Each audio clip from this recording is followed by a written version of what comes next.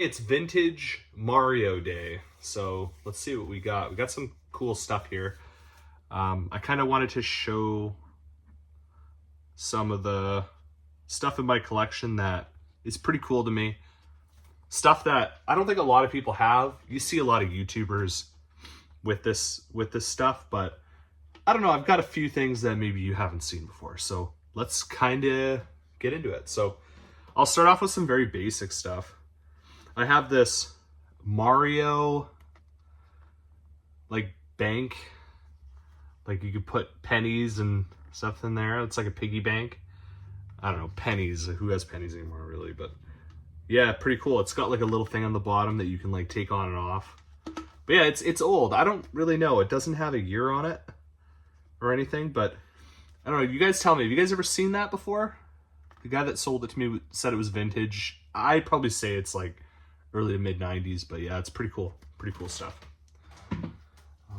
I also have this. This is maybe not super vintage. It says 2007, but yeah, it's a little Fire Mario there. Pretty cool. Pretty neat. Gotta love it. And then we got the standard McDonald's Mario. I believe this one is also so this one's from 1989. So these would actually came in Happy Meals back in the day. And yeah, they're old school, but they're pretty cool. You can usually find them at thrift stores. People usually get rid of them. That's where I found mine. And then you can usually find the Koopa one, and I believe there's a Koopa one, and there's also a Luigi one, but the Luigi one's really hard to find. So if you do, I've never personally seen it, but if you find it, keep it. Pretty cool stuff for the collection. And it's even got like I forget the name of it, but it's that special Mario that flies. So pretty cool. And then got a really cool Mario doll. It's actually missing the hat, but it's super derpy. Pretty freaking sweet. The one of the overalls or the coverall things is coming off, but yeah, it's pretty cool. And the coolest thing about this is, here, I'll bring the old one of the first one back here. But this is a little bit newer, and you can tell by the design. So this guy's overalls are blue and his shirt's red, and this guy's overalls are red and his shirt's blue. So it's the inverse. This is the vintage, this is the newer. Pretty cool. They used to do that before, and that's how you can tell you have a vintage piece. But on the bottom of this guy, it says, actually read it, Nintendo of America 1989. So yeah, very cool stuff. If you find one of these, they're probably worth anywhere from 50 to 100 bucks. With the hat, so it goes for a little bit more, but yeah, these are really cool pieces to have in the collection. Also have a pretty weird one. Here's a Craft Super Mario Bros. Box, and to answer your question, yeah, it still has all the stuff in it, so it's pretty cool. I got this from some lady who was cleaning out her closet, and she put it all on Facebook Marketplace. Fortunately, she was asking quite a bit for it. I think I ended up paying 50-60 bucks for this, but you can't go wrong. That's such a cool piece. So clean, colors are so vibrant on it.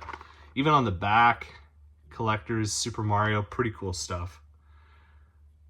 Yeah, and you can actually cut that out. It's like a card, and I guess this is number 16 out of 20. So I guess you just put them all together and you collect the power tip cards. So yeah, that's pretty cool. Maybe one day I'll do a video where I actually eat the stuff inside.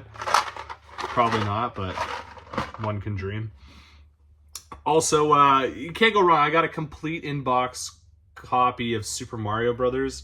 This is kind of when Wata was really popping off, so I decided to grade it, which I was actually surprised it got such a high grade, a 7.5 complete.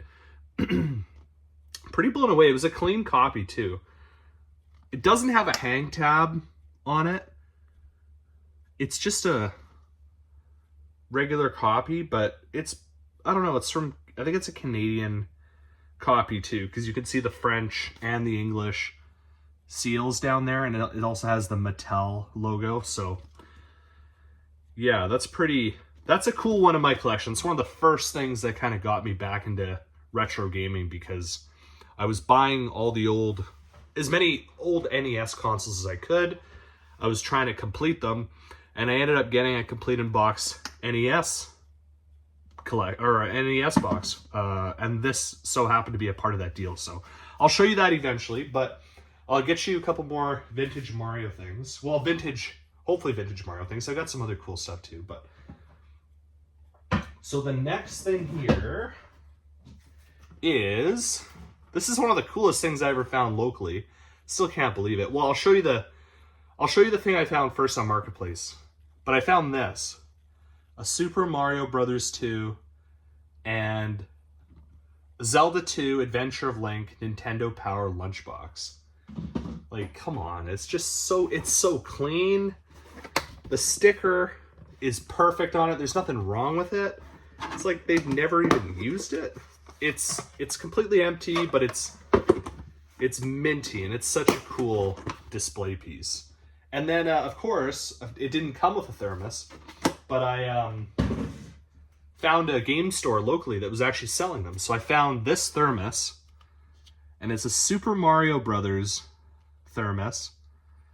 Pretty cool. It doesn't have any Zelda stuff on it, so I don't think this is the one that would have came with that one specifically, but it's still cool to have. It kind of pairs nicely with it, and one day I'll find the Zelda one at some point. Here's another weird thing. It's just another so it's another canned good, and yes, it is full, and it's Heinz Pokemon. Gotta catch 'em all. Pasta shapes in tomato sauce. How freaking weird is that? So weird. And this is from